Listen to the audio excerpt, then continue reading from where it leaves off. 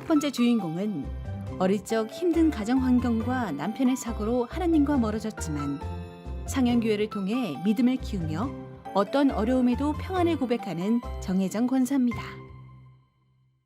저는 모태신앙인입니다. 저의 친정엄마의 신실한 믿음을 보고 저는 자랐고요. 저희 친정아버지는 장애인이셨습니다. 그런데 저희 친할머니는 또 무당이셨습니다.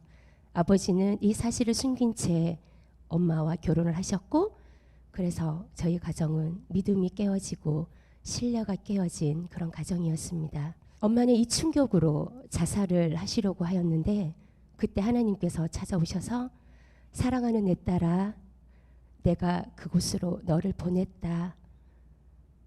오직 너는 믿음으로 나만 바라보아라. 내가 너를 사랑한다.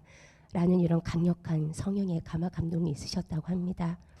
그러던 중 저희 친할머니는 예수쟁이 며느리 때문에 점을 칠 수 없다며 본가에서 저희 어린 남매와 엄마를 내쫓으셨습니다. 이런 상황 속에서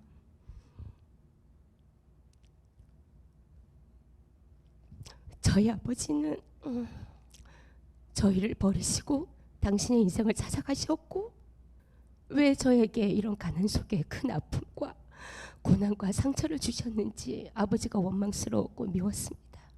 예수 믿는 사람들이 너무 싫었어요. 아버지 때문에요. 그래서 믿지 않는 지금의 남편을 만났고 행복한 가정을 꿈꾸며 저의 결혼 생활을 시작했습니다.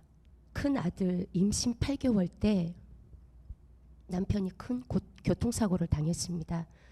차가 폐차될 정도로 위험한 사고였는데, 그때도 저는 하나님을 찾지 않았습니다. 더 하나님만 원망하고 하나님을 더 미워했습니다. 그때 주변에서 많은 분들이 이렇게 살아남은 것은 기적이다라고 얘기하셨는데, 그때 제가 든 생각은 하나님이 보호하셨나? 잠깐 이런 생각을 하고 또 하나님을 부인하고 또 원망하기 시작했습니다. 그러면서 어느 순간 상현교회가 제 눈에 들어오는 거예요. 그래서 저는 2001년 12월에 상현교회에 등록을 했습니다. 그러나 저의 신앙생활은 기쁨이 없고 감사가 없고 행복이 없는 그런 신앙생활이었고, 그렇게 아무 느낌이 없는 그런 예배들, 은혜가 없는 그런 예배들을 드리고 있었습니다. 근데 그해 여름에 저희 딸아이가 그 여름에 낮잠을 자고 났는데 안면마비가 왔습니다. 하나님께 한 발짝 다가가려고 하는데 왜 또 저에게 이런 시련을 주시고 제 딸에게 이런 아픔을 주십니까? 그렇게 낙심함이 있을 때 구역자님께서, 집사님 낙심하지 말고 끝까지 믿음으로 하나님께 기도하면서 주일날 교회가 예배드리고 목사님께 안수 기도를 받으라고 권면해 주셨습니다. 그 말씀에 순종하여 주일날 교회를 가는데 갑자기 눈물이 막 쏟아지는 거예요. 그러면서 하나님께, 하나님 제가 잘못했습니다.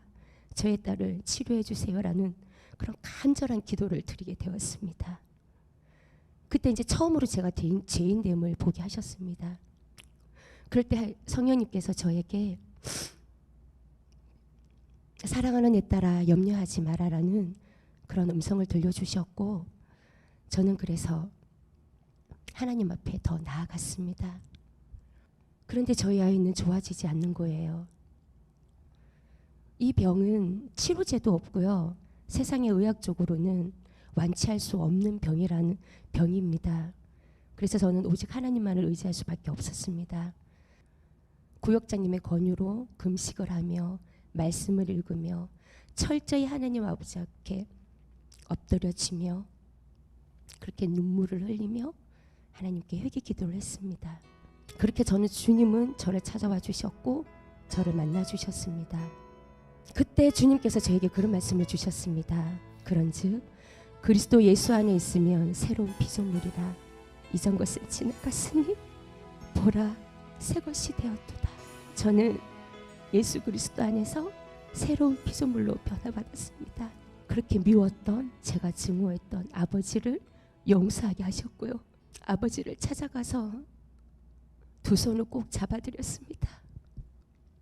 제가 자라면서 육신의 아버지의 사랑은 받지 못했지만 하나님의 사랑은 너무나 크다는 것을 깨달았고요. 받은 이 사랑을 하나님께 드리고 싶었습니다. 그래서 끊임없이 하나님을 찬양했고, 찬양 중에 베풀어 주신 은혜는 이루 말로 다 표현할 수가 없습니다. 그렇게 매 순간마다 떨림과 설레임과 기쁨과 감사로 하나님을 찬양했답니다. 그래서 저희 딸은 날로 호전되었고, 올해 이제 17살이 되었습니다. 그래서 고등학교에 입학을 했는데 5월 달에 저희 아이가 신증후군병이 다시 재발되었습니다. 완치 판정을 2개월 앞두고 재발을 했습니다. 제대로 숨을 쉴 수도 없고 걸을 수도 없는 그 상태에 이른 아이를 보면서 저는 낙심하지 않았습니다. 왜? 하나님이 함께 하실 거니까요. 우리의 모든 삶은 하나님의 섭리 안에 있음을 고백드리며, 이런 큰 은혜와 사랑을 베풀어 주신 하나님 아버지께 모든 영광과 감사를 올려드립니다. 하나님 사랑합니다. 감사합니다. 정혜정 권사님의 귀한 간증 함께 나눴습니다. 정말 눈물의 간증일 수밖에 없는 그런 아픔이 있었고 어려움이 있었는데 하나님께서 회복시키실 것을 믿음으로 선포하시고 주님만 바라보며 나아가고 계신데요. 아멘. 어떠세요? 그럼에도 불구하고 지금도 평안하신가요? 네, 이 평안함과 이 기쁨은 세상이 줄 수 없는 것들입니다. 정말 오직 하나님만 저에게 주실 수 있는 그런 기쁨이고요. 그럼에도 불구하고 네, 믿음으로 평안하신 거죠. 여전히 우리는 상황이 바뀌지 않았는데 그럼에도 불구하고 감사할 수 있고 평안할 수 있는 건 은혜밖에 없는 줄로 믿습니다. 네, 여기까지 올 수 있도록 계속해서 건면하시고 옆에서 힘이 되어주신 분이 계시죠. 우리 구역장님이신 박영월 권사님께서 나와 계십니다. 박수로 모시겠습니다. 옛날에 우리 권사님의 삶을 기억하시면서 이렇게 계속해서 집중하시면서 간증을 들으셨는데 어떠셨어요? 좀 남다르실 것 같아요. 정 권사가 저한테 처음으로 구역에 맡겨졌을 때 은혜가 6개월이었거든요. 근데 한 번 찾아가고 2번 찾아가고 3번 찾아가고 그러고 구역 예배를 나오게 됐어요. 워낙에 낯을 가려가지고요. 구역 식구들 많이 있는 곳에 못 오는 거예요. 그래서 자꾸 설득해서 이제 은혜를 데리고 왔거든요. 근데 지금은 아마 이분이 낯가렸다면 아무도 안 믿을 거예요. 정혜정 권사가 있는 곳에서는 항상 웃음소리가 끊이지가 않아요. 아, 그래요? 네, 어디든지 가면 깔깔깔 웃는 소리가 나요. 그럼 돌아보면 항상 정 권사가 거기 있습니다. 아, 그렇게. 그러면서 네, 찬양을 하면서 은혜가 아파서 그렇게 힘든 가운데서도 찬양으로 모든 걸 다 이겨냈습니다. 네. 그러셨군요. 네. 두 분의 모습 참 아름다운데 계속해서 기도 동역자로 계속 서 계시면 참 너무 귀한 모습이 아닐까 싶습니다. 자, 이렇게 아마도 권사님이 또 계셨기에 우리 권사님께서 지금까지 감사함으로 그럼에도 불구하고 나오신 것 같은데 힘들 때마다 위로가 된 찬양이 있다면 어떤 찬양이 있으세요? 내 영혼이 은총 입어. 이 찬양이 참 저에게 힘이 됩니다.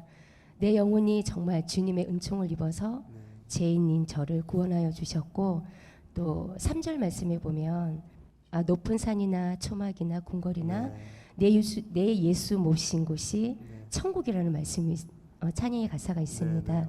그게 저의 아주 신실한 고백이 담긴 그런 찬양입니다. 네, 맞아요. 우리가 어디 있든지 주님만 계시면 천국인 줄 믿습니다. 네, 이 찬양 제가 찬양 선물해 드릴 텐데요. 앞으로도 그 어디나 천국으로 만드시는 우리 권사님 또 권사님 되실 수 있도록 두 분께 힘찬 박수 부탁드리겠습니다. 네.